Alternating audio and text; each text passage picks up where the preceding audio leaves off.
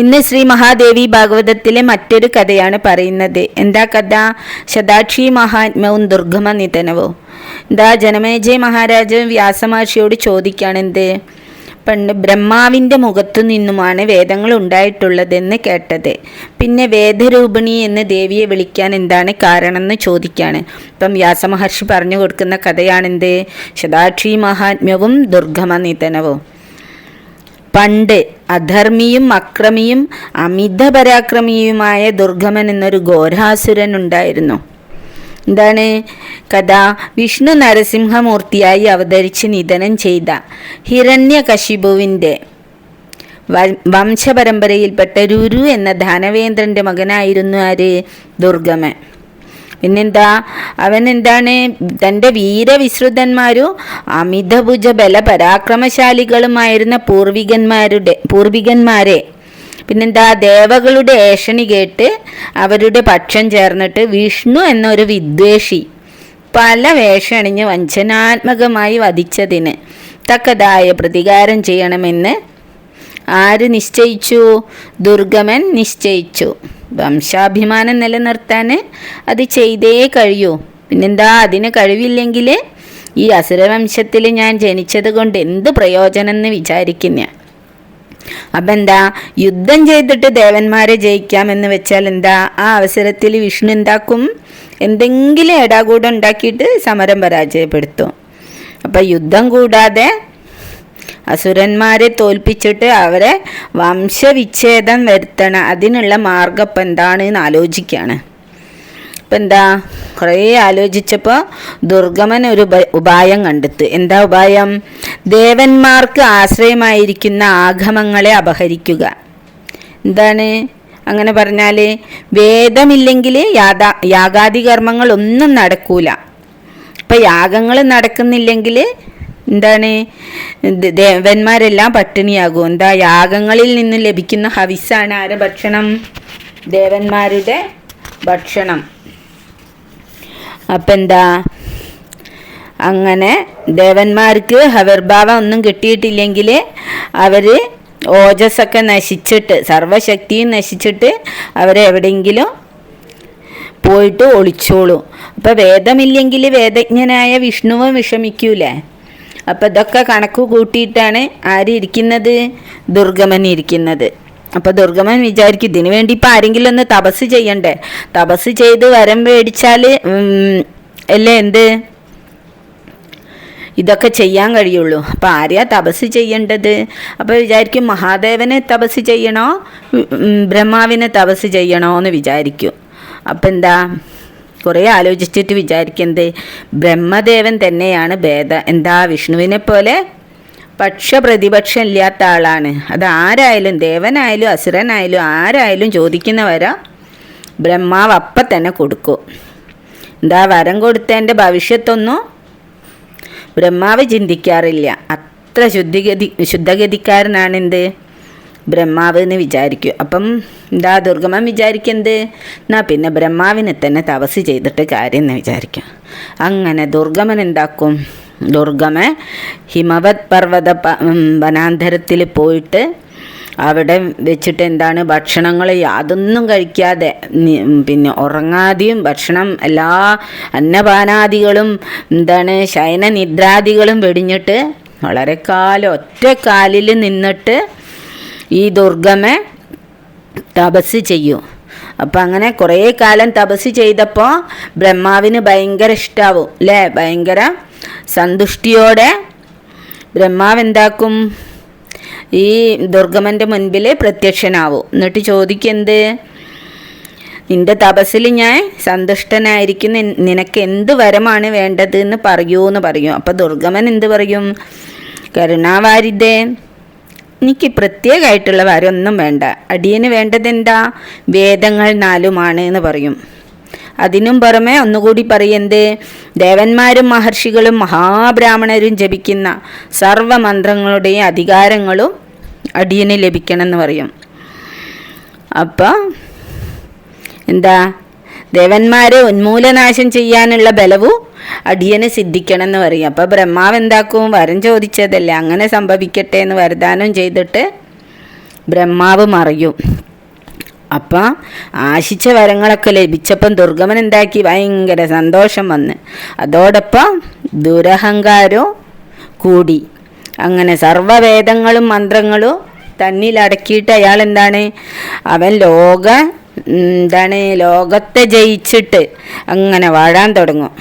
ഇപ്പം എന്താ, പൂജാതി കർമ്മങ്ങൾ നടത്തുമ്പോൾ ജപിക്കാറുള്ള മന്ത്രങ്ങളൊക്കെ ആർക്കും മറന്നു പോകൂ, ബ്രാഹ്മണർക്കും മഹർഷികൾക്കും ഒക്കെ തോന്നാതെയായി. എല്ലാവരും വേദമന്ത്രങ്ങളൊക്കെ മറന്നു പോകും.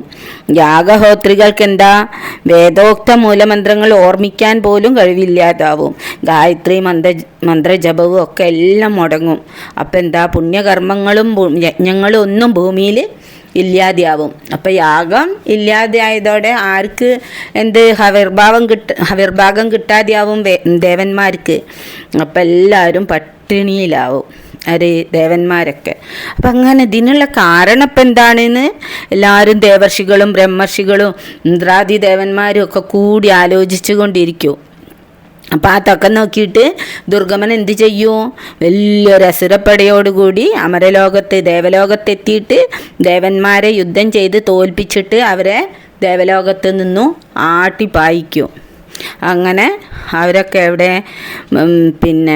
ശക്തിഹീനരായിട്ട് ഓരോരോ സ്വർഗലോകം വിട്ടിട്ട് വനാന്തരങ്ങളിലും ഗുഹകളിലും ഒക്കെ അങ്ങനെ ഒളിച്ച് താമസിക്കാൻ തുടങ്ങും. അപ്പോൾ വിശന്നിട്ട് വലയുകയും ചെയ്യും. അപ്പം ഇതിനൊരു പരിഹാരം വേണ്ടേ. അപ്പം എന്താ, പുണ്യകർമ്മങ്ങളുടെ അഭാവം മൂലം എന്താണ്, പല അനിഷ്ട സംഭവങ്ങളും അങ്ങനെ ഉണ്ടായിക്കൊണ്ടിരിക്കും. അപ്പം ഈ ദുർഗമൻ്റെ അഹങ്കാരത്തിന് എന്താണ് ഒരു പരിഹാരം എന്ന് ത്രിമൂർത്തികൾ ചേർന്ന് ആലോചിക്കും. അപ്പം എന്താ, ഒരു അവതാരം എടുത്തിട്ട് അവനെ നിഗ്രഹിക്കാൻ ഒരിക്കലും സാധിക്കില്ല. അപ്പം ലോകത്തിൻ്റെ നിലനിൽപ്പിനാവശ്യമായ വേദങ്ങളും മന്ത്രങ്ങളും എല്ലാം ആരുടെ കൈമലാണ്, ദുർഗമൻ്റെ കയ്യിലാണ്.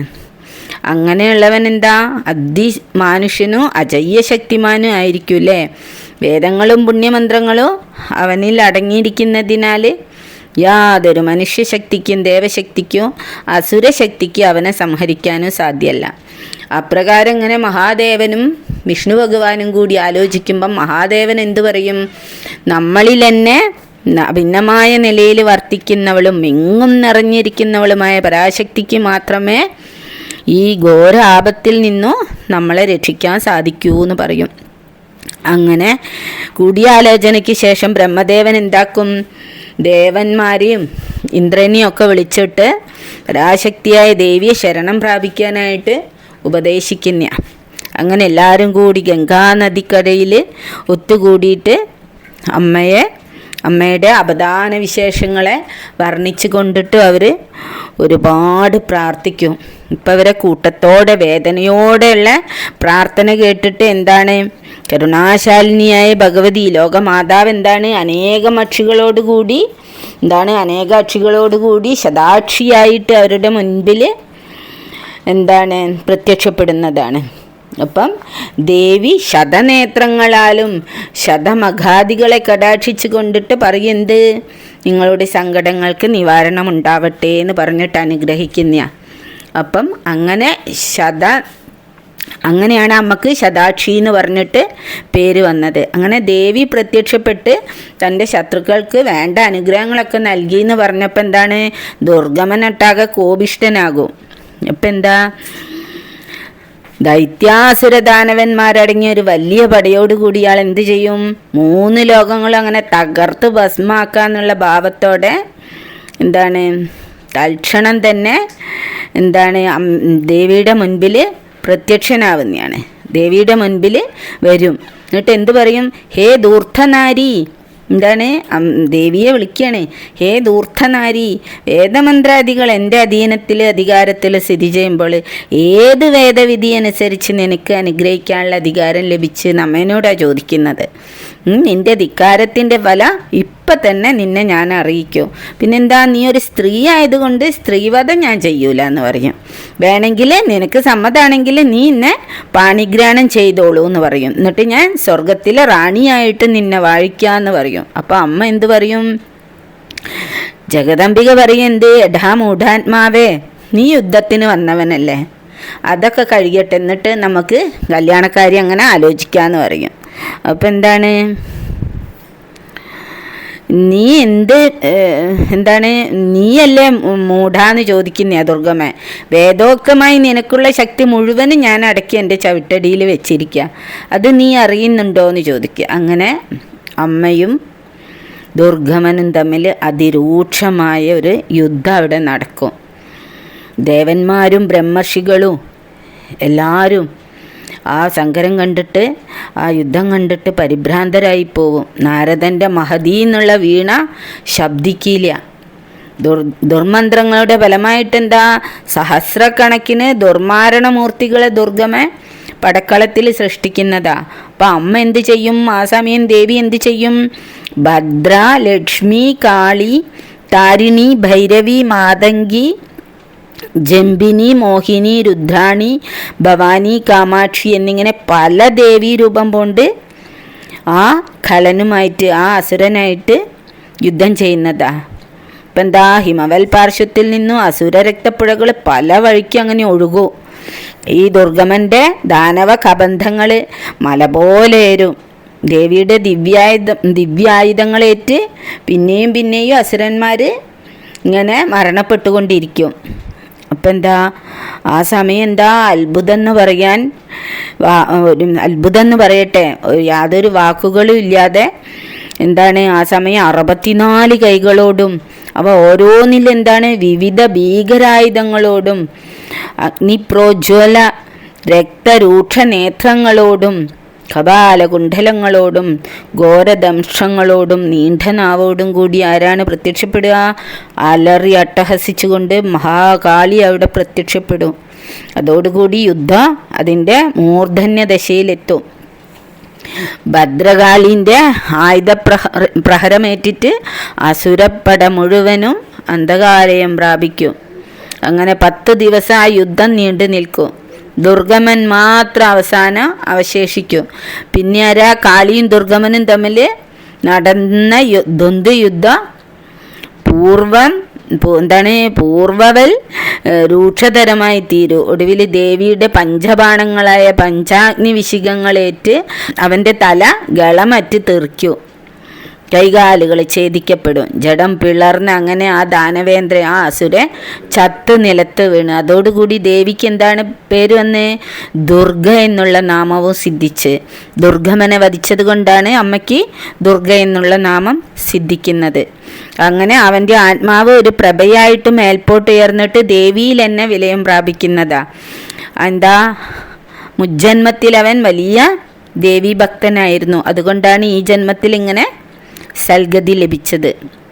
അങ്ങനെ ദുർഗമൻ മൂലം വേദങ്ങൾക്കും മന്ത്രങ്ങൾക്കും സംഭവിച്ച വിഘ്നങ്ങളെ തീർത്ത് ദേവകളെ അനുഗ്രഹിച്ചതിന് ശേഷം കാളി താമസ രൂപം വെടിഞ്ഞ് ലോകാംബികയുടെ സാത്വിക രൂപം സ്വീകരിച്ച് അപ്രത്യക്ഷയാകും. അപ്പോൾ മുതൽ അമ്മയ്ക്ക് ശതാക്ഷി എന്നും വേദരൂപിണി എന്നും നാമധേയങ്ങളും സിദ്ധിച്ചു. വേദജ്ഞ എന്നും ദേവിയെ വാഴ്ത്തി സ്തുതിക്കാറുണ്ട്. ഇതാണ് ശതാക്ഷി മഹാത്മ്യവും ദുർഗമ നിധനവും. ഇതാണ് കഥ. എന്തെങ്കിലും തെറ്റ് അറിയാതെ സംഭവിച്ചു പോകുന്നുണ്ടെങ്കിൽ ക്ഷമിക്കണം. ഞാൻ പറയുന്ന കഥ ഇഷ്ടമായാൽ ഒന്ന് ലൈക്കും സബ്സ്ക്രൈബും ചെയ്യണേ.